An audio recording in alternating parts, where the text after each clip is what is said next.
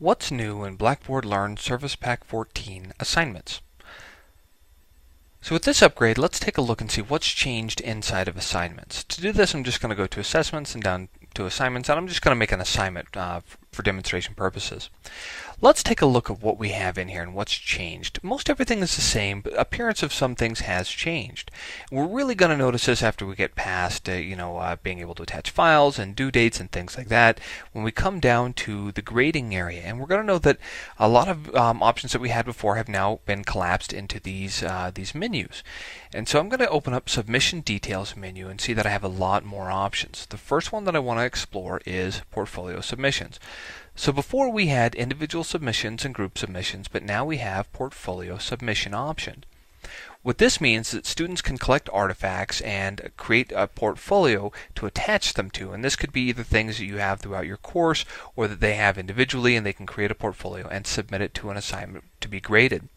Something to note also is that for students, portfolios are now globally available. If you click on the global navigation menu and under the Tools option, you'll see that portfolios are now there. So students can access their portfolios from anywhere globally inside of the system.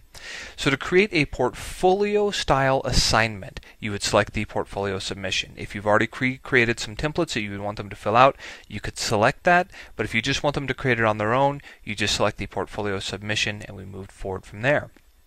I'm going to go ahead and change this back to individual submissions so that we can see a few of these other tools here. So the next tool that I want to talk about is plagiarism tools. SafeAssign used to be a side product, but now it's really completely integrated inside of Blackboard Learn. What this allows us to do is to do an originality check on a student's submission, and this only works on an attached document. So if they write a response, directly inside of the assignment, it won't do a detection on that. But if they attach something like a Microsoft Word document, then yes, it will do an originality report for you. In order to do that, you can just select the Check Submission for Plagiarism using SafeAssign option. From there, we have to decide, are we going to allow the student to see the originality report, or do we want to keep that restricted and not viewable to the student? Also, do we want to exclude this submission? So this would be like a draft, maybe a paper that they're working on. We want them to submit it multiple times, and this gives us the ability, like let's say we have these three options turned on. The student submits their rough draft. They would get a view of the originality report because we've selected that, and then they would be able to say, okay, I want to correct this and cite these sources, something like that. But their paper would not be included in the database to be checked upon in the future.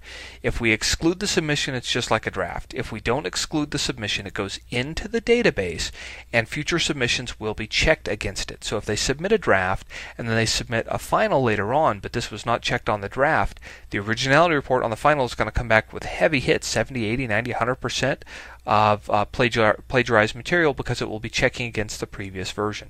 So again, if you want a student to submit a draft, you click the Exclude Submissions button right here, and if not, keep this check mark clear and we're good to go. So next, let's go down to grading options, and let's see what's going on here. So we also have the ability to enable anonymous grading. So this means if we do not ask students to put their name on a submission specifically, like on their Word document or something, that the system will keep it anonymous, either until a certain date has passed, or until after maybe all the submissions have been graded. At which point it'll show whose paper was whose, but this gives us the opportunity as instructors to go ahead and grade without knowing whose paper is whose. Might be maybe a little more fair. So what we can look at next is also enable delegated grading, and this is a great new tool.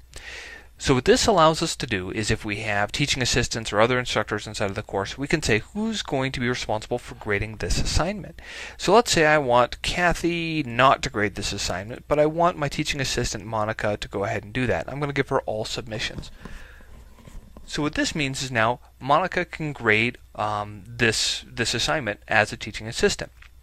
I can also select a random set of maybe 25 assignments that I want her, or submissions that I want her to grade. Maybe only 10. We don't want 2,510, just 10. So we could select maybe just 10. If I had multiple different teaching assistants, then I could distribute this, and I could say, okay, I want each of you to do 10.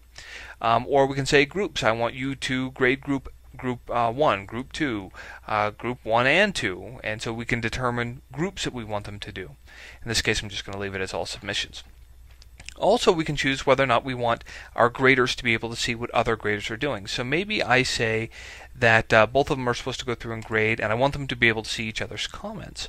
So now we have the option of delegating grading so long as somebody is enrolled in our course as either an instructor or a teaching assistant. We can dole that out, and folks can help grade, and we can kind of set that up through the system itself.